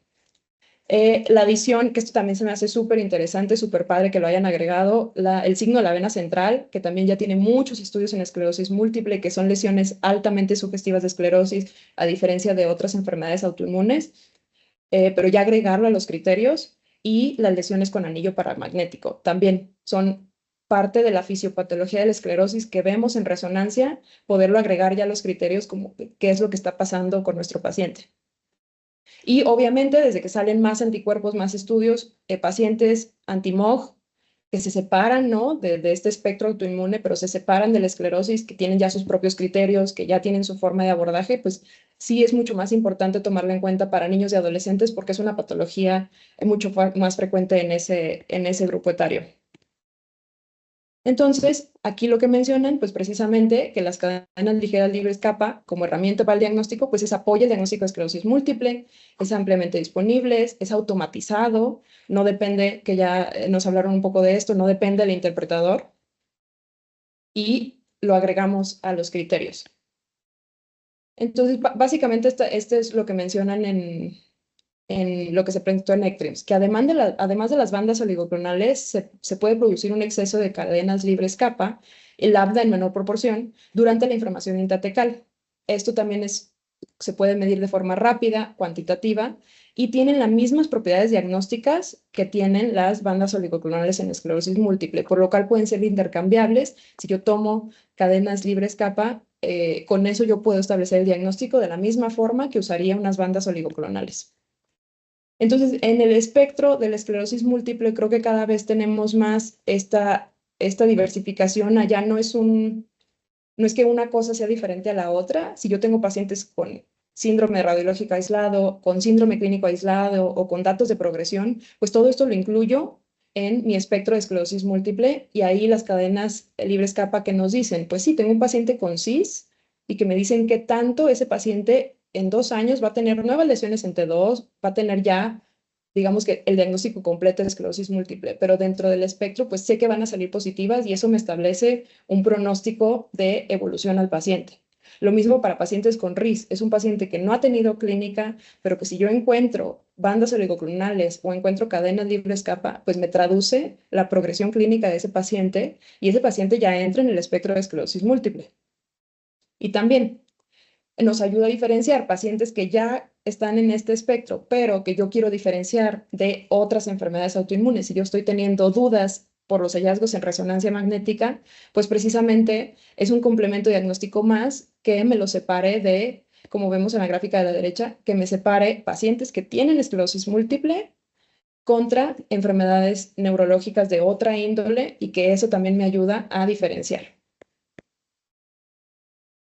Entonces podemos establecer que las propiedades diagnósticas de las cadenas libres capa son similares a las bandas cuando evaluamos justamente estas cortes que les menciono, las cortes de síndrome clínico aislado. La concordancia entre las dos es aproximadamente del 87%, lo cual es bastante buena. Lo que nos traduce que es una alternativa válida para utilizar a cambio de las bandas oligoclonales y que es más fácil y más independiente del evaluador. No necesito a la persona que me está haciendo el estudio para yo tener el resultado positivo de las cadenas capa. Entonces, cuando hacen el panel internacional, se consideró que es una herramienta equiparable, ¿no? Es una prueba clínica adecuada para el diagnóstico y, por lo tanto, lo que les mencionaba, son intercambiables para sustituir a las bandas oligoclonales. Entonces, el algoritmo que ellos propusieron para esta presentación del doctor Montalbán es precisamente, si yo estoy evaluando un paciente que tengo la sospecha de una enfermedad desmilenizante, obviamente voy a hacer análisis clínico, la historia clínica, yo corroborar que tenga otro diagnóstico de exclusión y la resonancia magnética. Al final, la resonancia magnética sigue siendo nuestro pivote para cualquier paciente de esclerosis múltiple. Si yo tengo lesiones sugestivas de esclerosis múltiple en más de 2 o más topografías, yo con eso puedo establecer el diagnóstico siempre y cuando el paciente tenga líquido cefalorraquídeo, lesiones con signo de la vena central o diseminación en tiempo. Cada vez queremos menos esperarnos a la diseminación en tiempo porque eso me consume, pues precisamente eso. Yo tengo que esperar al tiempo que suceda y lo que no queremos es esperarnos más. Si yo puedo establecer el diagnóstico en ese momento, pues qué mejor. Entonces, digamos que esto es una versión como más amigable visualmente, más resumida. Si yo tengo afección, diseminación en espacio con 2 topografías típicas, es decir, nervio óptico, lesiones yuxtacorticales, periventriculares, infratentoriales o medulares, yo a eso solo le tengo que agregar cadena libres capa, bandas oligoclonales o que 6 de esas lesiones tengan signo de la vena central. Con eso es más que suficiente para yo decir que este paciente tiene esclerosis múltiple. Y cuando justamente aquí vemos el otro algoritmo que ellos mencionaron, que al principio dice básicamente lo mismo, es decir, es considerar otras posibilidades clínicas. Yo hago laboratorio, los diagnósticos diferenciales y la resonancia magnética. Y aquí justamente es donde mencionan si tiene más de 2 topografías afectadas o los datos de progresión, es decir, ya lo unimos en un solo parámetro para yo poder decir que tiene esclerosis múltiple, ¿qué tengo que agregar? Líquido cefalorraquídeo o la diseminación en tiempo. Entonces, aquí que me dicen también, si yo tengo 4 topografías afectadas, lo que yo había mencionado no lo necesitamos. Con 4 topografías afectadas es más que suficiente para yo decir tiene esclerosis múltiple. Si no cumplo las 4 topografías, ahí sí tengo que agregar las cadenas ligeras kappa o las bandas audioclonales. ¿Y qué pasa cuando el paciente tiene una sola lesión? Es decir, no cumplo ni diseminación en espacio todavía, tiene una sola lesión, pues ahí sí me obliga a decir, yo necesito hacer esa combinación de factores, necesito las cadenas ligeras, más que mi lesión cumpla características para esclerosis múltiple, es decir, que tenga signo de la vena central o que tenga anillo paragmanético. Necesito hacer la complementación de ambas cosas para dar mi diagnóstico final de esclerosis múltiple. Pero entonces, si se fijan con estos algoritmos, a mí me pareció un poquito más sencillo como de analizar de esta forma, dependiendo de las topografías afectadas y a partir de ahí decir, bueno, ¿qué necesito más para yo dar mi diagnóstico? Si tengo 2 topografías con cadenas libres escape es suficiente. Si tengo 4 topografías, pues en realidad ya no necesito ninguna otra cosa. O si tengo una sola topografía, pues ahí sí necesito hacer estudios avanzados de resonancia magnética y necesito hacer el estudio de líquido cefalorraquídeo. Por mi parte sería todo. No sé si tengan alguna pregunta. Muchas gracias.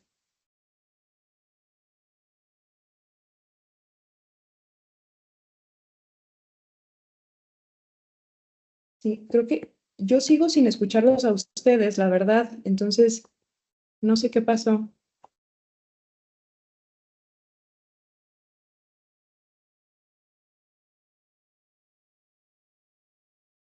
Hola, sí, es que apagamos el micrófono mientras tanto para que no tuviéramos eco. Pero del auditorio, ¿alguien acá tiene alguna pregunta para la autorización? Por ahora no del auditorio y no sé si en el chat tenemos alguna pregunta más. Por ahora, por ahí eso, ¿no? Acá están preguntando que quedarán en estos nuevos criterios publicados, que cuándo quedarán publicados. Todos tenemos la misma pregunta. Yo también ya estamos todos, esperemos que ya para finales de este año o a más tardar al principios del siguiente ya estén publicados. La certeza, pues no, claramente Monte Albán no me ha avisado cuándo se publica, pero sí, yo espero que estamos todos ya ansiosos que salgan. Y otra pregunta aquí dicen, en el consenso se mencionó el valor de corte, el índice a 6.1. Hasta donde yo tengo el conocimiento de los artículos, quedó en 6.1 y ese va a ser el corte. Hay unos artículos que todavía mencionan el corte de 10.3, pero me parece que va a quedar justo como mencionas, en 6.1.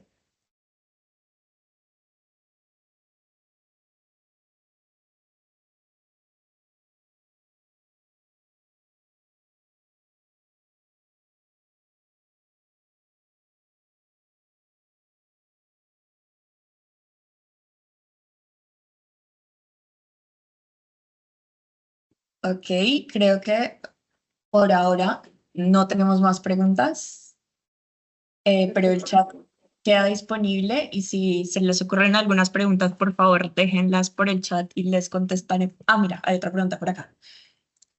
Este punto de corte se basa en el estudio de población europea. Sí, la mayoría de los estudios son italianos, españoles, pues mucho más Europa. El estudio de corte que tiene al final SEMCAT, que es una población muy grande, del corte de 3.3, 6.1 o 10.3. Ese creo que es el estudio principal al que se basaron para como ya hacer la definición total. Al final, varios estudios han hecho diferentes puntos de corte dependiendo de su población y del análisis que están haciendo en su estudio. Pero sí, es europeo, digamos.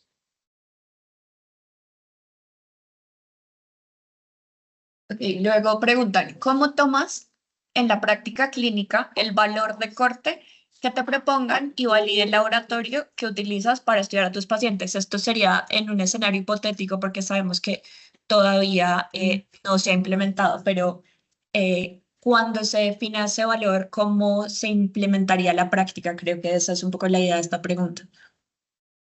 Sí, o sea, que yo ya pudiera tener eso en mi práctica clínica, creo que va a depender también del corte que nos pongan en el laboratorio, que sea lo más cercano, es decir, la validación interna que se haga del laboratorio, lo más cercano a todas las publicaciones.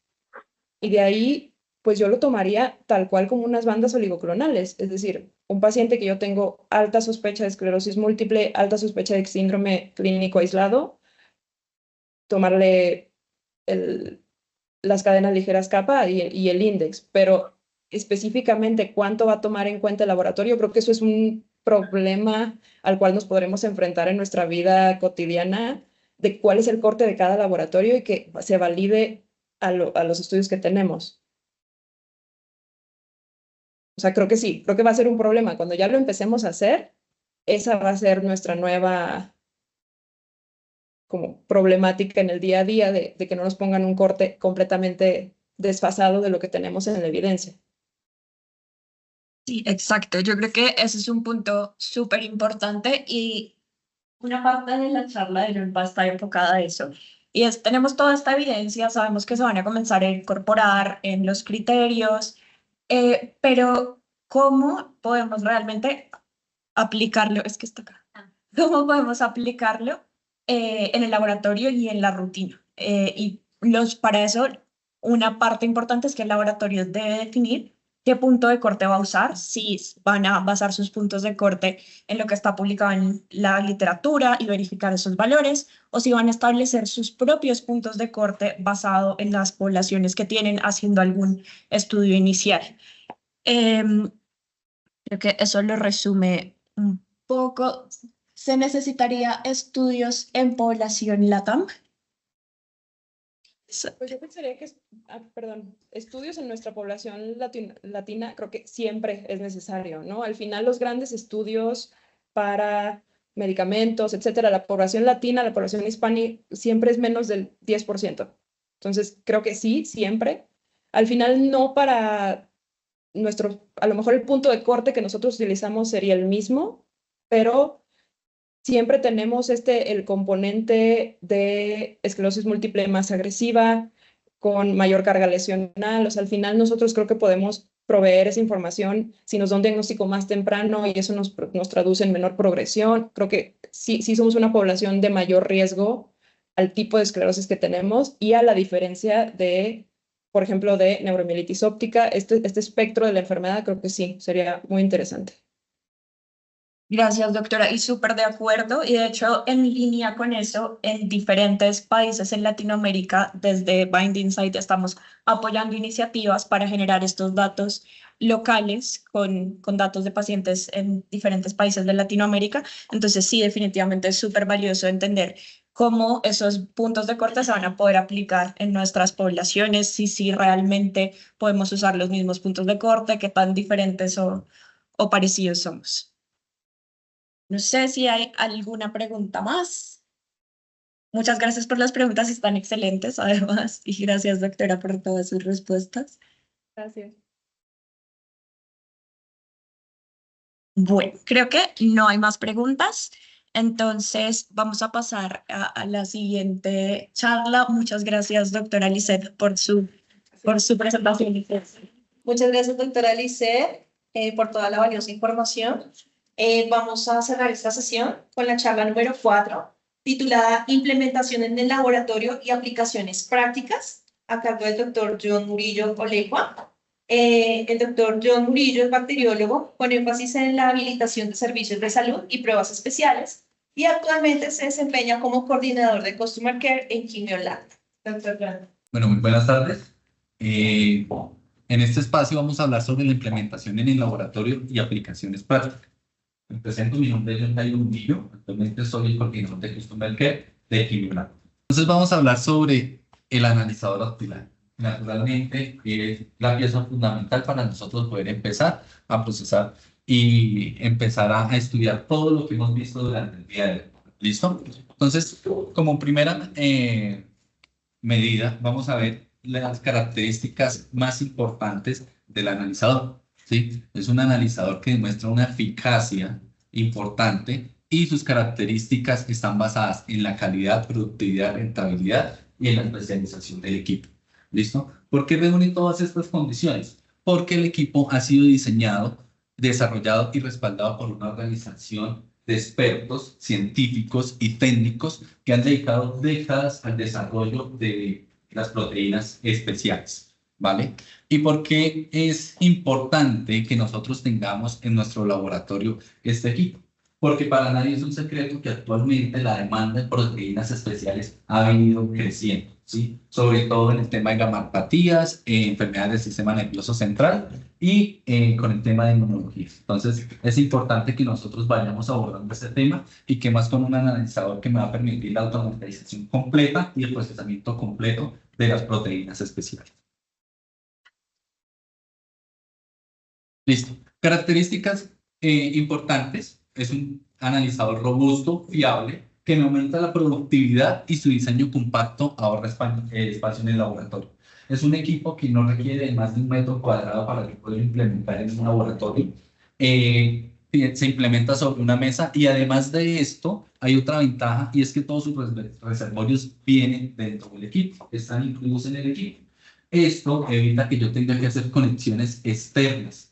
¿Sí? Esto me ayuda a reducir los espacios en el equipo. Además de esto, hemos podido evidenciar que la vida media o el tiempo medio para las intervenciones o las fallas que presenta el equipo está sobre los 19 meses, lo que me da una muestra de la robustez que tenemos en el equipo y esto me permite un menor número de visitas de servicio no planificado, lo que se traduce a una interrupción una poca interrupción en el laboratorio, ¿vale? Otra de las ventajas es que el uso en rutina requiere vaciar los residuos una vez cada turno de 8 horas, entonces no tengo que estar interviniendo el equipo de manera constante. Listo. Otra de las características que el equipo tiene es la trazabilidad completa. Y cuando hablamos de trazabilidad completa, es que me permite tener una trazabilidad tanto de todos los componentes que vienen en el kit, hablando de reactivos, controles, calibradores, una trazabilidad completa de los consumibles y naturalmente una trazabilidad completa de las muestras. Cada muestra que yo procese va a estar ligada a un vial, a un número de reactivo, a un lote de reactivo, a un lote de control, a un lote de calibrador, a un lote de los diluyentes que yo use y esto me va a permitir una trazabilidad total de cada resultado que se emita por el equipo. Todo esto porque los consumibles y los reactivos tienen un código de barras. El equipo me va a leer todos mis componentes por un código de barras y esto aumenta la trazabilidad. No tengo que ingresar nada de manera manual. Entonces, esto es una característica que me permite tener resultados más fiables. ¿Cuál es otra de las características importantes que tiene el equipo? Y aquí tenemos un panorama de cómo veríamos los reactivos en nuestro equipo. Y es que el equipo permite cargar hasta 36 botellas de reactivo de diferentes pruebas. Esto que me permite procesar hasta 36 ensayos diferentes de manera simultánea, ¿sí? Todos los ensayos son compatibles entre sí. La refrigeración, los reactivos están en un área de refrigeración, tienen una unidad de refrigeración, lo que me permite que mis reactivos tengan una viabilidad cargados en el equipo de hasta 30 días. Sin embargo, yo puedo mejorar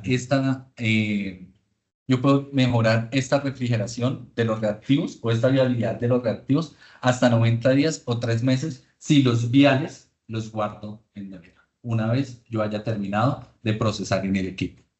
El software muestra el número estimado de test restantes y además de esto, todos los reactivos los puedo codificar por colores, dependiendo del estado en el que yo los tenga. ¿Cuáles son los colores y qué me permite identificar si el reactivo está calibrado, si el reactivo está listo para su uso, si el reactivo está vencido, si el reactivo está próximo a acabar o por el contrario, ya ha finalizado la botella?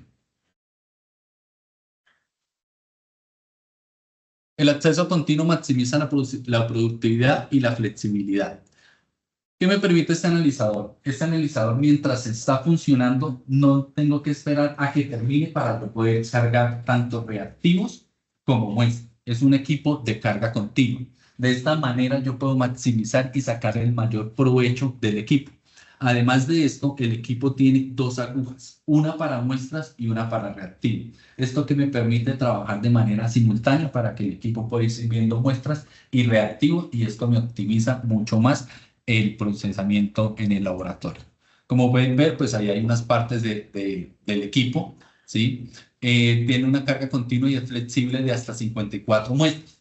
Yo puedo cargar 54 muestras en el área de carga de muestras en 6 racks. Cada rack tiene una capacidad de 9 muestras. Que es importante también, tiene cubetas. Estas cubetas son desechables y mientras yo estoy procesando, el equipo me permite cargar las cubetas. Es más, el equipo me avisa cuando necesite cubetas para seguir haciendo procesamiento. ¿Listo? Y tiene una lámpara de xenón. Esto es una característica muy importante. ¿Por qué? Porque es que esta lámpara de xenón prácticamente no tiene ningún tipo de mantenimiento.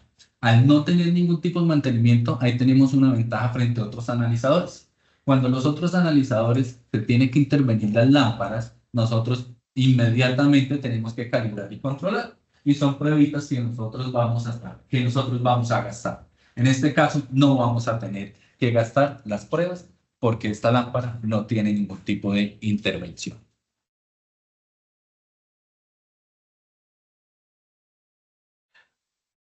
En esta diapositiva, lo que estamos mostrando es un estudio en el que se comparó la nefelometría con la turbidimetría, ¿sí?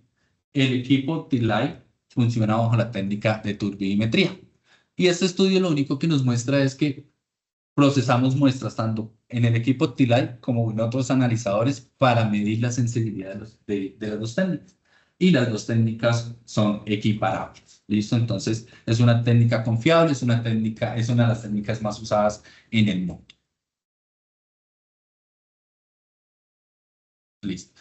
Otra de las partes importantes, otra de las características importantes que tiene este equipo es la manipulación en cuanto a tiempo. Es un equipo que no requiere mayor manipulación por parte de los usuarios. Es un equipo que yo puedo poner en marcha en menos de 10 minutos después de que yo lo encienda. ¿Por qué? Porque el mantenimiento de inicio del día es mínimo. Incluso los mantenimientos semanales o mensuales no requieren de mayor cantidad de tiempo. Entonces, aquí vemos una comparación del Optilight con otro proveedor, donde vemos el tiempo de arranque en gris, donde vemos cuánto tiempo necesitamos para obtener un resultado de nuestro control de calidad y cuánto tiempo necesitamos para obtener el resultado de la primera prueba. Cuando vemos esta comparación, observamos que reducimos el tiempo en más del 50% en comparación con otros analizadores. ¿Listo? Entonces, aquí vemos una gran eficiencia del equipo. Además, como ya lo nombré, todos los componentes vienen con códigos de barras. Tiene una calibración avanzada. Cuando digo que es una calibración avanzada, es que aún yo cambiando el lote, yo puedo hacer la comparación de las curvas de calibración entre un lote y otro. Y es importante porque nosotros también podemos comparar las curvas de calibración del mismo lote. Cuando tenemos que calibrar por X o Y motivo el mismo lote, podemos hacer la comparación y definir si tengo algún sesgo que me pueda llegar a afectar la prueba. Además, todas las pruebas usan un único dial de calibrador y el equipo de manera automatizada hace todas las divisiones para construir su curva de calibración. Es un mantenimiento mínimo, un software intuitivo. Ya los que conocen el equipo saben que la pantalla es táctil, tiene una conexión bidireccional, lo que también me permite una mayor fiabilidad a la hora de reportar los resultados. Y tiene un manejo avanzado de control de calidad mediante las estadísticas completas. El equipo en su software tiene integradas las gráficas de Lego Genesis y las reglas del WebGraph, y ahí yo puedo jugar con esa opción de mil maneras. Puedo filtrar por lote, puedo filtrar por tiempos, en fin. Listo. Hay algo muy importante y es que los rangos de medición de esta prueba son amplios. Cuando tengo rangos de medición amplios en las diluciones, lo que me permite es disminuir la cantidad de diluciones que yo requiero para llegar a un resultado, ¿sí? ¿Y esto en qué se traduce? En disminución de costos, disminución de tiempo, disminución del operado. Estas son unas comparaciones que se hicieron donde podemos ver que en el Optilife se necesitan hasta un 75% menos de diluciones para yo llegar a un resultado final, que se traduce en un 26% menos de test necesarios, ¿sí? Entonces, estos rangos de dilución de cada una, rangos de medición de cada una de las diluciones son más amplios que otras compañías.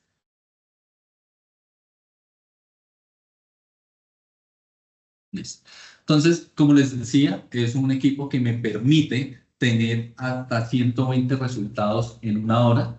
Aquí es donde nosotros evaluamos la efectividad del equipo, la eficiencia del equipo. Y cuando nosotros comparamos nuestro equipo con otras compañías, vemos que podemos reducir un tiempo hasta en un 46% en la obtención de resultados. Listo, los resultados realmente son rápidos en el equipo. Tenemos pruebas en 12, 13, 14 minutos, dependiendo del test que nosotros vayamos a correr. Y esta es una de las características más importantes que tiene el equipo. Y es que el equipo me permite una detección de exceso de antígeno, ¿sí? Entonces es lo que nosotros conocemos como las prozonas, ¿sí? Cuando el equipo tiene la capacidad de detectar esta prozona, él lo detecta por 3 métodos: cinética de reacción, adición de muestra y adición de control. Sí, dependiendo del ensayo que nosotros estemos procesando, va a tener una de esos 3 métodos. ¿Qué me permite esta detección de método? Que tener unos resultados más confiables. Cuando el equipo detecta un exceso de antígeno, él me va a sacar una alarma y automáticamente va a hacer la siguiente dilución. Y el equipo automáticamente va a hacer las diluciones hasta entregarme un resultado final. Esto me garantiza resultados más fiables y no entrega resultados quizá en una zona, en una prozona. Aquí vemos el menú de ensayos que están disponibles en el Optilife. Básicamente están divididos en 6 líneas: las gamopatías monoclonales, desórdenes del sistema nervioso central, inmunoglobulinas y subclases, proteínas específicas, función renal y complemento.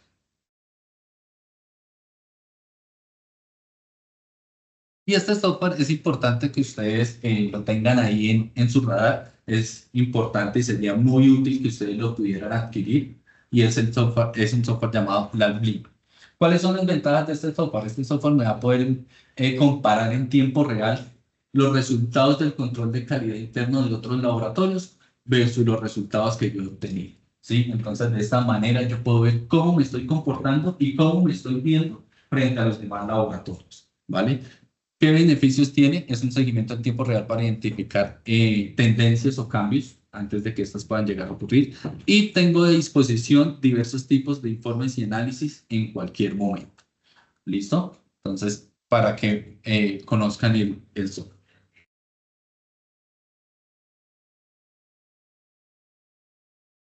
Y pues realmente es importante que conozcan que el analizador cumple con toda la normativa y cuenta con los soportes de equipo local y globales de expertos técnicos científicos, ¿sí? Entonces aquí están todas las normativas con las que el equipo cumple y obviamente con el apoyo que siempre hemos brindado a todos ustedes y con el apoyo directamente desde Casa Matriz.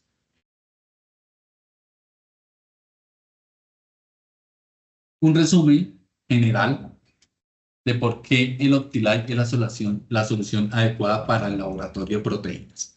Entonces, es un equipo que está diseñado específicamente para las pruebas de proteínas especiales, ¿sí? Sus tiempos de respuesta son rápidos y constantes, tiene un tiempo mínimo de intervención manual y un máximo de tiempo sin presencia de un técnico. Después de que el equipo esté completamente cargado, podemos dejar el equipo andando sin ningún inconveniente. Hay una gestión eficiente de reactivos como lo vimos y hay un rendimiento fiable y máximo tiempo de funcionamiento de los instrumentos. Y aquí vamos a ver un videito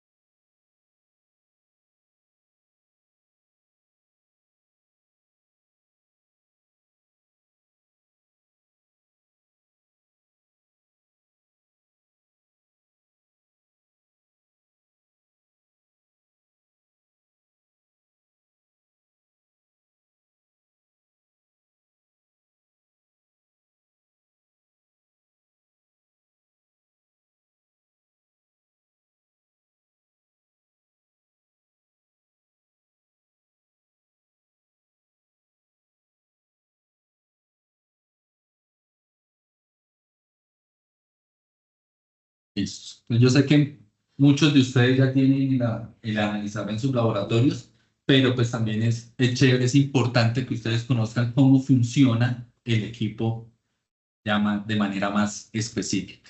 Y era lo que les quería mostrar en ese video. Ahora vamos a ver algunos aspectos prácticos sobre el índice CAP. Pues ya en las 3 intervenciones anteriores han dicho prácticamente todo lo que deberíamos conocer. Sin embargo, quiero hacer claridad en un punto en específico. Esta diapositiva ya la vimos y es cómo vamos a identificar, cómo vamos a calcular ese índice CAP. ¿Qué necesitamos para calcular este índice CAP? Pues vamos a necesitar una muestra de líquido cefalorraquídeo y una muestra de suelo, a la cual le vamos a hacer un análisis de albúmina y un análisis de CAP. ¿Listo? Aquí les quiero mostrar un poco cuáles son los códigos de los reactivos que deberían tener habilitados ustedes para poder empezar a implementar esta prueba, ¿sí? Y es el kit de capa Free Light y el kit de albúmina, que vienen por una presentación de 100 test cada uno de ellos. La descripción del producto, el tiempo de duración, ¿sí? Generalmente un ensayo de capa se demora tan solo 16 minutos para poder obtener un resultado. La presentación del kit, como les decía, pues los kits solo vienen con una botella de calibrador y el equipo automáticamente realiza todas las diluciones para poder obtener una curva de calibración, los 2 niveles de control y la botellita de reactivo. Uno de los aspectos importantes a tener de manera preanalítica, ya como lo había nombrado Noemí, un estudio, pues lo usaba hasta 14 días, pero pues la idea es seguir las recomendaciones de inserto, el cual me indica que debe conservarse en una temperatura de 2 a 8 grados si se ejecuta antes de los 7 días. Si no lo voy a ejecutar en ese tiempo, lo ideal es que congelemos las muestras a -20. Todas las muestras antes de ser procesadas, deben ser centrifugadas. ¿Listo? Y algo muy importante, es una característica que tiene no solo para esta prueba, sino para todas el equipo TILAI y los reactivos, son los bajos volúmenes que se requieren de muestra. ¿Sí? Para este caso necesitamos entre 200 y 400 microlitros. Y abajo solamente les quiero mostrar los volúmenes que va a necesitar en cada una de las diluciones que el equipo pueda llegar a realizar. Eso tanto de la muestra como del diluyente. Aquí, características más específicas de los kits, como la sensibilidad, los rangos de detección. Tenemos una sensibilidad de 0,33 miligramos. La estabilidad del kit. Los kits tienen una vida media de hasta 18 meses, ¿sí? Lo que ya habíamos hablado, una vez abierto el vial, puede tener una estabilidad de hasta 3 meses si nosotros lo conservamos en nevera, o 30 días a bordo del equipo, ¿sí? La estabilidad del calibrador, una vez abierto, puede ser de hasta 3 meses. Sin embargo, es importante la manera en la que lo almacenamos. Esto tiene que ser almacenado siempre entre 2 y 8 grados, y pues estos kits no se pueden refrigerar. Congelar, perdón. Listo. Entonces, después de todo lo que hemos hablado en todo el día, hemos llegado acá. ¿Qué necesitamos para la implementación? ¿Sí? Naturalmente vamos a necesitar el equipo TILAI. Naturalmente vamos a tener que tener habilitadas las 2 pruebas, capa y lambda, y vamos a tener que hacer una verificación o una validación. ¿Vale? Recuerden que nosotros en los laboratorios lo que hacemos es verificar. La validación está a cargo del fabricante.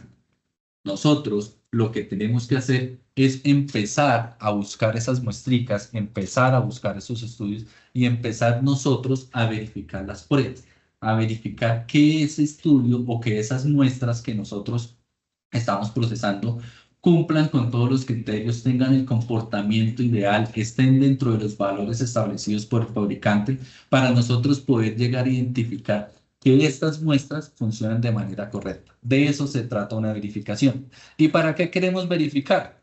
Para dilucidar lo que hemos estado hablando y sobre todo lo que se habló antes de mi charla. el punto de corte, poder llegar a establecer un punto de corte con el cual nosotros podamos evaluar los pacientes. Como bien lo decían, ya hay establecidos algunos puntos de corte, están diferenciados por la población, por el tipo de paciente que nosotros hayamos usado. Entonces, la idea es que nosotros podamos empezar a hacer estudios, como bien lo dijo Noemí, ya desde Banding Size está teniendo en cuenta esto para nosotros empezar a tener iniciativas y poder empezar a implementar esta prueba.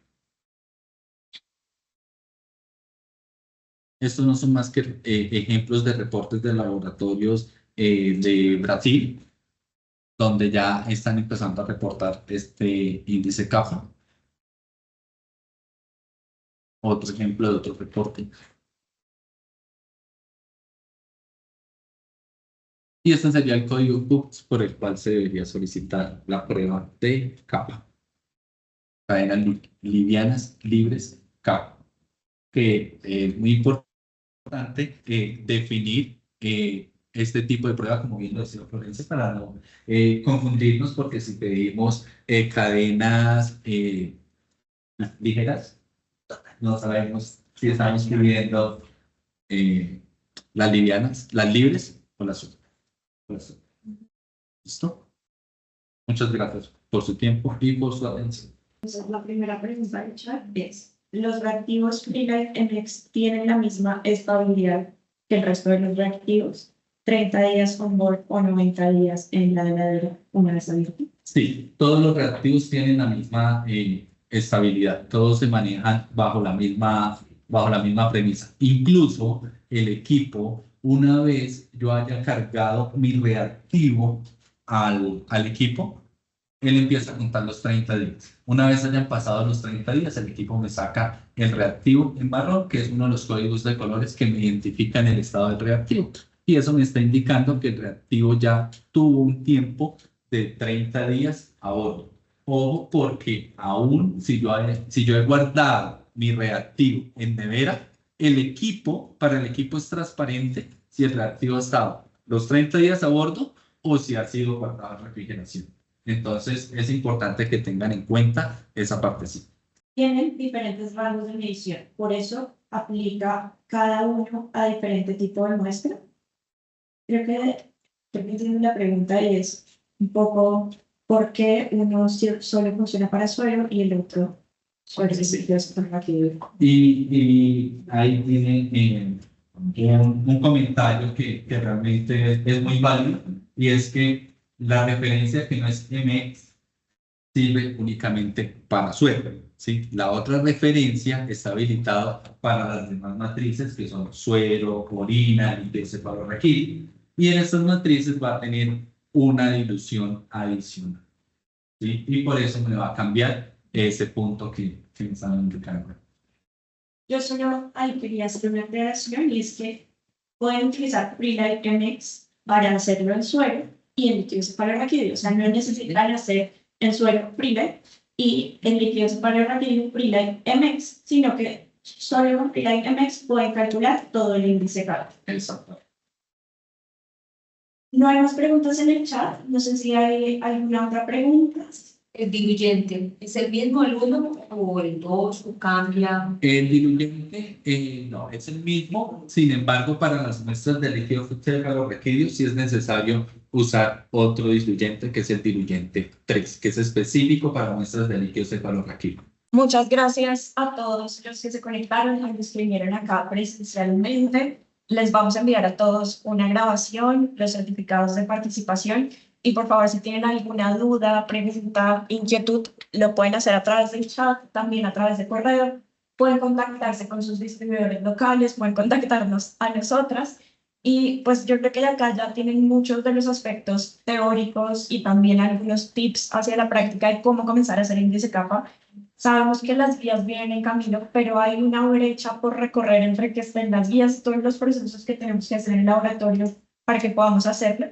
Así que parte de la intención del curso era que ustedes estén preparados y tengan una idea de cómo pueden comenzar a hacerlo, porque seguro cuando estén las guías, los neurólogos van a comenzar a pedirlo aceleradamente, entonces creo que durante estos meses podremos prepararnos muy bien. Quedamos a su disposición para lo que necesiten y muchas gracias nuevamente por conectarse y por estar.